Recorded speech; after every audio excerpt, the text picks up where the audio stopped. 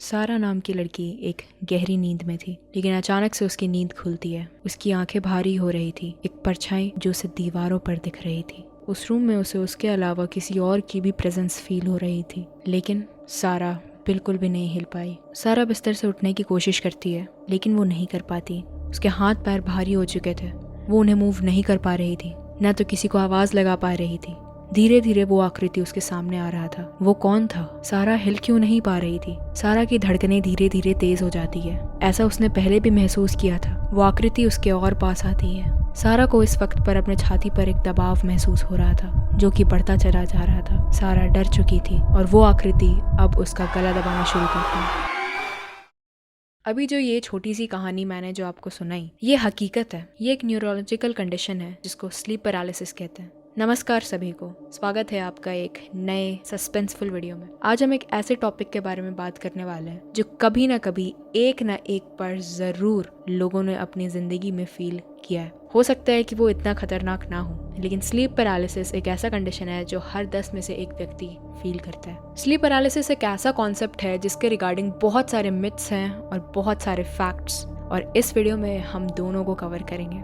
Video के and में मैं अपना भी एक एक्सपीरियंस शेयर करूंगी, तो वीडियो के एंड तक बने रहना। And with that let's begin. Sleep paralysis एक न्यूरोलॉजिक कंडीशन है जिसमें कभी कभी सोते समय अचानक से एक इंसान की नींद तो खुल जाती है, उनका दिमाग जाग जाता है, लेकिन उनका शरीर अभी भी सो रहा होता है। वो पूरी तरीके से पैरालाइज हो चुका होता है। वो इंसान चाह करके भी अपने शरीर को नहीं हिला सकता और ना ही कुछ बोल सकता है। अक्सर लोग इस कंडीशन को अलग अलग मतलब से रिलेट करते हैं। कुछ लोगों का मानना है कि इस कंडीशन के पीछे एक भूतिया कारण हो सकता है, और कुछ लोगों का मानना है कि ये एक साइंटिफिक रीजन के कारण होता है। बहुत लोगों का ये मानना है कि एक बैड साइन है। लोग ऐसा भी मानते हैं कि जिन लोगों को स्लीप पैरालिसिस होता है वो एक बहुत बुरा साइन दर्शाता है किसी भी इंसान की जिंदगी में। स्लीप पैरालिसिस के साथ साथ बहुत ही सारी डरावनी घटनाएं जुड़ी हैं। लोग काफी हॉरिफिक इंसिडेंट्स एक्सपीरियंस करते हैं जो कि अक्सर काफी ज्यादा डरावनी होती है। स्लीप पैरालिसिस के रिगार्डिंग अलग अलग कंट्री में अलग अलग बिलीव्स और थ्योरी है। तो चलिए मेन थ्योरी से शुरू करते हैं। The night hag. The night hag या फिर द ओल्ड हैग एक सुपर नेचुरल क्रीचर का नाम है जिसको स्लीप पैरालिसिस से रिलेट किया जाता है। माना जाता है कि जब भी किसी इंसान को स्लीप पैरालिसिस एपिसोड होता है तो ये नाइट हैग उसकी छाती पर बैठता है और उनकी सोल को फीड कर रहा होता है। इनक्यूबी और सक्यूबी दो मिथिकल डीमंस हैं। इनक्यूबी जो एक मेल डीमन है और सक्यूबी जो एक फीमेल डीमन है। ऐसा भी माना जाता है कि अक्सर स्लीप पैरालिसिस के दौरान मेल्स को सक्यूबी सेड्यूस करती हैं और फीमेल्स को इनक्यूबी सेड्यूस करते हैं जिस टाइम पर वो स्लीप पैरालिसिस के दौरान होते हैं। ये दोनों क्रीचर काफ़ी ज़्यादा सेडक्टिव होते हैं, काफ़ी ज़्यादा अट्रैक्टिव होते हैं, और ये दोनों ही इंसानों की आत्मा से सेक्सुअल रिलेशन बनाने की कोशिश करते हैं। ये दोनों यूरोपियन फोकलोर का एक पार्ट है और ये बिलीफ कई सालों से चला आ रहा है। स्लीप पैरालिसिस के रिगार्डिंग हर कंट्री में अलग अलग बिलीव्स हैं। जैसे कि चाइना और जापान में ये माना जाता है कि स्लीप पैरालिसिस के दौरान लोगों की बॉडी को घोस्ट्स पोजेस कर लेते हैं और वो उनकी बॉडी पर फीड करते हैं। थाईलैंड में स्लीप पैरालिसिस को इस चीज़ से इंडिकेट किया जाता है कि जिस व्यक्ति के साथ स्लीप पैरालिसिस होता है उस व्यक्ति के घर पर किसी बुरी आत्मा का साया है। अफ्रीका के इथियोपिया में इन डीमंस को बूढ़ा कहा जाता है जो कि स्लीप पैरालिसिस के दौरान एक इंसान की बॉडी पर घुस करके उसको पोजेस कर लेते हैं। स्लीप पैरालिसिस के पेशेंट के इन कंडीशंस को दूर करने के लिए अक्सर इन पर कई सारे रिचुअल्स और रेमेडीज भी ट्राई किए जाते हैं ताकि इनकी बॉडी को वो डीमन छोड़ दे। इन अलग अलग देशों के अलग बिलीव्स और अलग थ्योरीज हैं, लेकिन ये सारे एक ही चीज पर रिवॉल्व करते हैं, पोजेशंस ऑफ डीमंस या स्पिरिट्स। किन्हीं जगह में तो ये तक माना जाता है कि स्लीप पैरालिसिस के दौरान एक व्यक्ति की बॉडी को कोई डेड रिलेटिव पोजेस कर लेता है। उस मोमेंट पर उस व्यक्ति से मिलने उनका कोई करीबी रिलेटिव मिलने के लिए आता है, जो कि अब इस दुनिया में नहीं है। अब अक्सर लोग स्लीप पैरालिसिस और नाइटमेयर में कंफ्यूज होते हैं, लेकिन स्लीप पैरालिसिस और नाइटमेयर दोनों काफी अलग हैं। नाइटमेयर की बात करें तो नाइटमेयर एक तरीके का सपना है, एक तरीके का ड्रीम है, जिसके कारण लोगों को डर की भावना फील होती है, एंग्जाइटी फील होती है, डिस्ट्रेस या फिर खौफ फील होता है।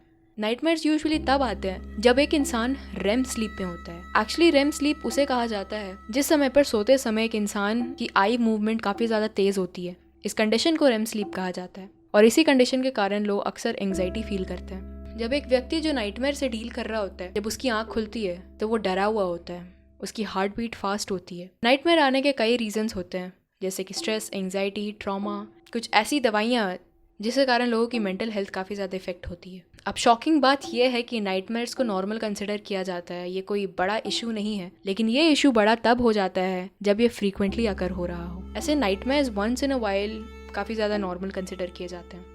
अब बात करें स्लीप पैरालिसिस की, तो स्लीप पैरालिसिस एक स्लीप डिसऑर्डर है जिसमें एक इंसान की बॉडी टेम्पोररीली पैरालिसिस स्टेट में चली जाती है और उस दौरान ना तो वो कुछ बोल सकते हैं और ना तो हिल सकते हैं। स्लीप पैरालिसिस में अक्सर कई लोगों को कोई स्पिरिट्स दिखते हैं, किसी की आत्माएं दिखती है, घोस्टली फिगर्स दिखते हैं, कुछ लोगों को आवाज़ें सुनाई देती है और कुछ लोगों को इनफैक्ट उनके इमेजिनरी फिगर्स के द्वारा अटैक भी किया जाता है। इस दौरान लोग अक्सर हेलुसिनेट करते हैं और उनकी छाती में एक भारीपन फील होता है। स्लीप पैरालिसिस अक्सर तब होता है जब एक इंसान नींद में जाने की प्रोसेस में होता है, जब एक इंसान पूरी तरीके से नींद में नहीं जाता है और वो पूरी तरीके से जगा भी नहीं हुआ होता है।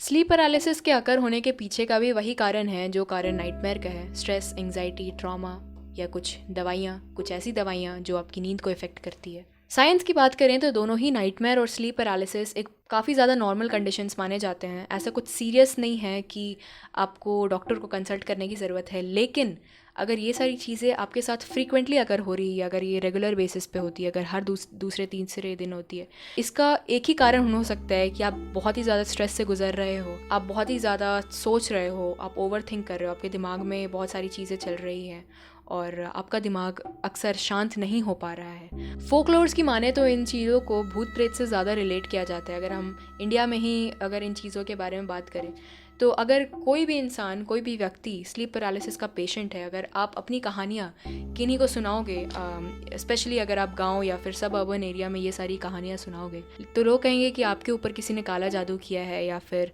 आपकी आत्मा को किसी ने पोजेस कर लिया है। लोग अक्सर ये सारी चीज़ों को इन सब सुपरस्टिशन से ज़्यादा रिलेट करते हैं। वीडियो की शुरुआत में मैंने ये कहा था कि मैं इस वीडियो के एंड में अपना एक एक्सपीरियंस शेयर करूँगी। तो हाँ, मैं भी स्लीप पैरालिसिस की एक पेशेंट हूँ, लेकिन मेरा जो स्लीप पैरालिसिस एक्सपीरियंस है वो इतना ज़्यादा ख़तरनाक नहीं है जितना मैंने इस वीडियो में डिस्कस किया है। ये बहुत ही ज़्यादा माइल्ड आप कह सकते हो, बहुत ही माइल्ड है, बहुत ही लाइट है, और लेकिन फिर भी ये मेरे लिए बहुत ही ज़्यादा बड़ी बात हो जाती है कभी कभी।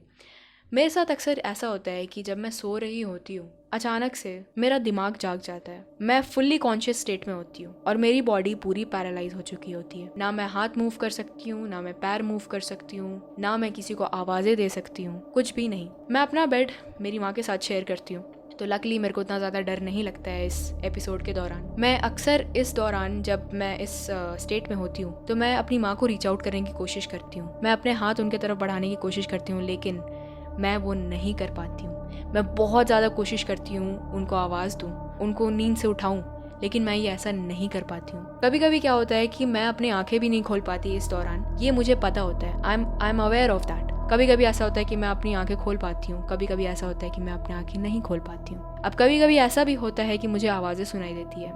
नहीं, कोई भी भूत प्रेत की आवाज़ें नहीं सुनाई देती है, मुझे वो सारी आवाज़ें सुनाई देती है जो मेरे दिमाग में, जो मेरे सबकॉन्शियस माइंड में चल रही होती है, जो मैंने पूरे दिन सुना होता है। कोई मेरे को पुकार रहा है, कोई मेरा नाम ले रहा है, कोई मुझसे कुछ कह रहा है, मुझे ऐसी आवाज़ें सुनाई देती है धीरे धीरे। ये आवाज़ें बहुत ही ज़्यादा माइल्ड होती है, बहुत ही ज़्यादा फेडेड होती है, और बस मैं ये पहचान पाती हूँ कि ये आवाज़ किसकी है। मैं अपने इस कंडीशन से अवेयर हूँ, तो मुझे पता है कि मुझे क्या करना है। मैं रिलैक्स हो जाती हूँ, मेरी हार्ट बीट हालांकि बहुत तेज़ हो जाती है, लेकिन मैं अपने माइंड को शांत करने की कोशिश करती हूँ। मैं अपने आप को ये कहने की कोशिश करती हूँ, इट्स ओके, इट्स फाइन। धीरे धीरे मैं वापस से नींद में चली जाती हूँ। ये इंसिडेंट मेरे को अगली सुबह याद रहता है, क्योंकि मेरा दिमाग जो था वो कॉन्शियस स्टेट में था, हालांकि मेरी बॉडी जो थी वो नींद में थी। तो मुझे कोई भी भूतिया फिगर नहीं दिखता है, डरावनी आत्माएं नहीं दिखती है, मेरा कोई गला नहीं दबाता है या फिर। तो ये काफ़ी एक माइल्ड इंसिडेंट है जो मेरे साथ होता है, और ये फ्रीक्वेंटली होता रहता है। 2 महीने में एक बार, 3 महीने में एक बार, ऐसे करके होता रहता है। मेरे को ये काफ़ी ज़्यादा फ्रीक्वेंटली नहीं होता है। और मुझे स्लीप पैरालिसिस मोस्टली दिन के टाइम में होता है, जब मैं दिन में सोती हूँ, दिन में इवनिंग नैप्स लेती हूँ, उस टाइम पर ज़्यादा होता है, और रात के समय पर कम होता है। लेकिन यूजुअली तभी होता है जब मैं काफ़ी ज़्यादा स्ट्रेस से गुजर रही हूँ, जब मुझे कॉलेज कवर करना है, मुझे यूट्यूब वीडियो बनाना है, मुझे हटके मेरे और भी साइड हसल्स हैं, तो मैं उन पर काम करती हूँ। तो ऐसे मैं बताऊँ अपने बारे में, तो मैं एक काफ़ी ज़्यादा ओवर थिंक करूँ, मैं बहुत ज़्यादा सोचती हूँ किसी भी चीज़ को लेकर के। अगर मेरी ज़िंदगी में कुछ छोटी भी घटना हो जाती है तो मैं उस चीज़ को लेकर के बहुत दिनों तक सोचती हूँ, और ये कारण है कि मैं एक ओवर थिंकर हूँ और यही सारी जो चीज़ें हैं, स्ट्रेस, एंग्जाइटी, मैं इन सब से डील करती हूँ। ये थी हमारी स्लीप पैरालिसिस की कहानी। I covered everything from the scratch, क्यों होता है, कब होता है, कैसे होता है। अब इससे ज़्यादा अगर आपको कुछ जानना है तो वो आपको कोई अच्छे डॉक्टर ही बता पाएंगे। आर्टिकल्स पे आप मत बिलीव करो। आर्टिकल्स पे लोग अक्सर अपने एक्सपीरियंस शेयर करते हैं और अपने बिलीव्स शेयर करते हैं। जैसे कि मैंने बताया कि चाइना, अफ्रीका, लोग जो हैं वो फोकलोर में ज़्यादा मानते हैं। तो इसी के साथ ये एक छोटा सा वीडियो था स्लीप पैरालिसिस के ऊपर। अक्सर मेरे को फ़िलहाल ऐसे एक एपिसोड हुआ था स्लीप पैरालिसिस का। मेरे ज़िंदगी में बहुत कुछ चल रहा था and I was very stressed, I was sad.